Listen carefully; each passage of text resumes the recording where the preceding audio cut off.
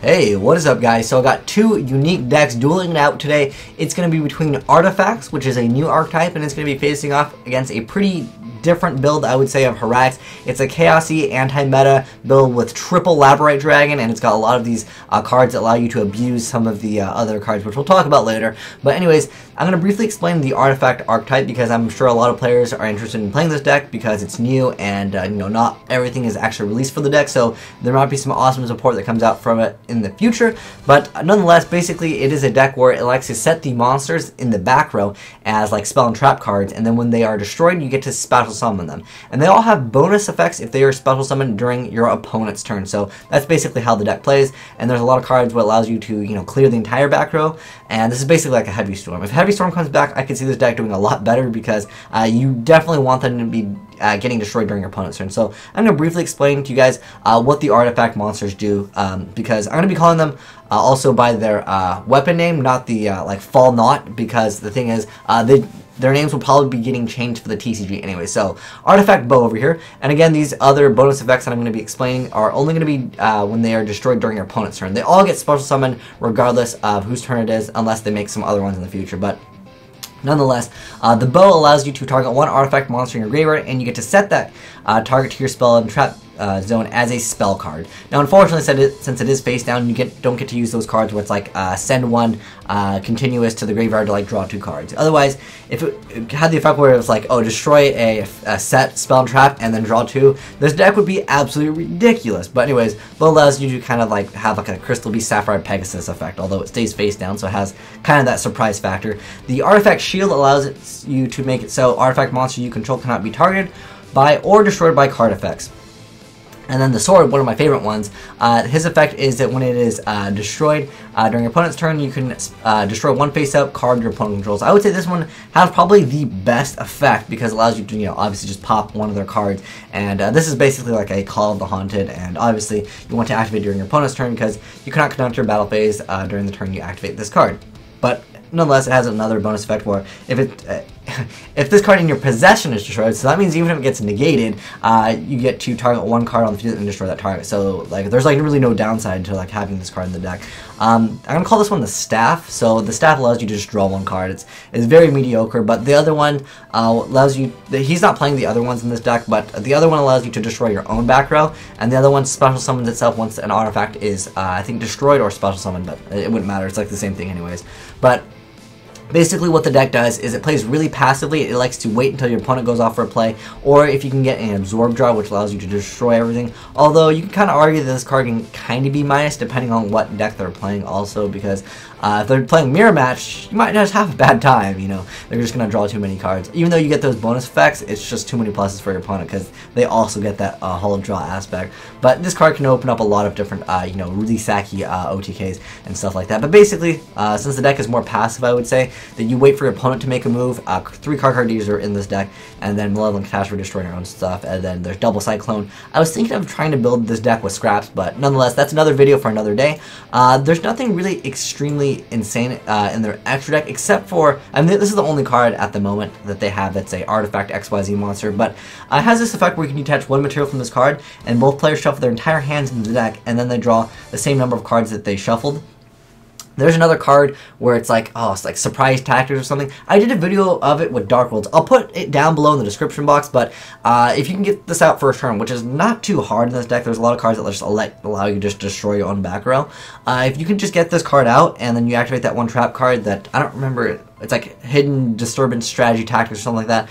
Anyways, like I said, I'll put a link down below in the description box. You can basically make it so your opponent starts out with 0 cards, and you just, at that point, you basically win the duel. I mean, let's be honest. It's very difficult for a lot of players to come back when they start out with 0 cards. Almost like the wind-up loop, but you loop everything in their hand. So maybe back in the day with the wind-up loop with like a Pot of Avarice, you know, with those really, really good hands. But anyways, let's go ahead and finally get the duel started, because, you know, I kind of wanted to explain what's going on, because I know a lot of players have not seen this deck before. This is my first time today actually checking out the deck. But he's going to go ahead and activate this card. This card makes the deck go a lot faster. However, it does reveal that you are playing artifacts. So one thing to take in mind when you actually are playing this deck is sometimes it's good to not let your opponent know that you have all this back row that essentially does nothing, because at this point he knows that he doesn't want to destroy this face down, so keep that in mind as well. I know that there's Malevolent Catastrophe, so in those circumstances it wouldn't matter anyways. Like, knowing that this is the card that he doesn't want to MST doesn't matter, because as long as this card doesn't get MST'd, he's good to go. So the other player is playing a Chaosy Hieratic deck. It's got Infernal Reckless Summon, so it's pretty nasty. I mean, that opens up a lot of dirty OTKs. I mean, the deck is basically revolved around OTKs, so I mean, basically supports the deck itself. So one problem I can already see with this deck, though, is that you can clog up your back row. Obviously, it's fine because he has Catastrophe, unless his opponent is playing Burn. At that point, he's kind of screwed, except for he's got Breakthrough skill, so he can still do some stuff. So our player that's playing the Hieratic deck, he activates a Wing Beat of a Giant Dragon. This card is absolutely crazy. It's basically like Heavy Storm for them, and unfortunately against artifacts, not the best idea, although sometimes you just need to make a move. So all the artifacts will be special summoning themselves, so he doesn't really get to go 2+ with a Wing Beat of a Giant Dragon. There's a script error. It's just because I have actually no idea. The replay is fine though. But he's also playing Dragordo. But this card is actually amazing in this deck with the abuse of Labyrite Dragon that you can actually pull off. So against Hieratics, Doom Caliber in Hieratics basically makes it so they can't really do anything. I probably would have let that thing stay on board because you can like run over that thing anyways. But anyways, nonetheless, he decides to sacrifice his Pleiades to get rid of Doom Caliber Knight because he wants his Absorb Jar to go off, because he would be able to destroy all his back row and breakthrough. Well, he already used breakthrough skill. Oh no, he already lost breakthrough skill due to the a Wing Beat, but nonetheless, he would have been able to, well, if this Absorb Jar goes off, which, obviously he's trying to protect his Absorb Jar, so, Doom Caliber Knight wouldn't get rid of that, but he would have been able to get a bunch of monsters, anyways, but if he protects this, that's what his goal was. I still think Pleiades would have been really good against Hieratics enemies, because a lot of times that deck lives off of, like, if you disrupt one of their summons, they don't really have any play. So he's playing a pretty chaosy anti-meta build. I mean, Doom Caliber is like as much anti-meta in the game as you can get. So you can see one problem you can already see with the deck is, like, look what he has on board right now. Since he has just too many stuff to the point where if his opponent doesn't destroy his own stuff, like, what are you going to do? You know what I mean? Like, so that's one thing you got to watch out for the deck. You actually, in some circumstances, this is actually an optional effect. So sometimes you might not want the Artifact Bows effect because you can clog up your field, and at this point he can't even destroy his own back row. So definitely minus in that aspect. But yeah, just watch out if you actually are interested in playing that deck. So you can go for a set, Nebthet. He's going to be able to get out. Oh my gosh, this is so crazy. Look at that. He's triple Labyrite Dragon. That's absolutely ridiculous. So he's going to go for the tub. Going to be able to get out that Sue. But this player that's playing with Hieratics, he might not have actually experienced this deck before. I know it's a new deck, so I don't blame him for that. But when your opponent has 5 back row that they can't really activate, and if you're going for this, I would be safe to say that they probably don't have anything. Like, at that point, I would have just been like, it's fine. I'm just going to make a whole bunch of cards, not pop any back row. But nonetheless, when you tribute, we'll see you get the other monster's effect, so that's pretty good in that aspect anyways. So he's going to be able to go off right now for his play, but he ends up hitting the Sword. Like I said, the Sword is pretty much one of the best cards. So Sword, unfortunately, is going to be able to pop a card. He ends up popping the Sue, so that basically stops the Hieratic player's plays. I know he can overlay into Gaia. He could have got rid of 2 monsters, which can stop, a Pleiades. At this point, he could, just make double Pleiades. The Pleiades is... It's really a fantastic card in this deck. I really feel like it's too good not to have. And he's able to bounce back that card. But unfortunately, when he attacks into the Tum, he walks right into that Honest, and that can definitely determine a lot of games. Honest is such an OP card. He ends up activating Breakthrough skill on the Atum, so he can just overlay for Gaia Charger if he wanted to anyways. But he's going to go for this card over here. I know Debris Dragon is at 1, but this card basically allows him to make Trident Dragon a lot easier because, Debris Dragon was kind of like the Trident Dragon card. He's going to go ahead and chain his double Cyclone to Infernal Reckless Summon, and he's going to, I believe he pops his own back row. He does, and he just does this so he can kind of get rid of some of the cloggy back rows, so that way when he gets Bow's effect, he's able to keep on setting cards, and then that way he wouldn't clog up his back row like he did previously. So that's one thing you got to watch out, like I said, with this deck. And so he's going to be able to make it a Tum, bring out that Red Eyes Darkness Metal Dragon, go for that Trident Dragon, and he's going to be destroying his own cards. And I mean, at this point, he knows that the back row is probably going to be nothing. Well, he knows 2 of them are nothing for sure because he set them with the Bow's effect. So he's going to be able to make Gustav Max and deal 2,000 points of damage directly. The next player draws, he draws the Call of the Haunted. Well, it's actually not even a Call of the Haunted because like it has like 2 effects, and on top of that, you can't conduct your battle phase. So it's basically like their version of like Call of the Haunted, but it doesn't say attached to it, which is definitely a bonus to it. Although the bonus technically is also in the aspect that when this is destroyed by your opponent's card, you can target 1 card on the field and destroy that target. So as far as the deck goes. Let me see if there's anything like that's really awkward. I mean, it's basically like a rank 5 deck, but I think that the most important thing is honestly, he went through I think 2 Pleiades in his build.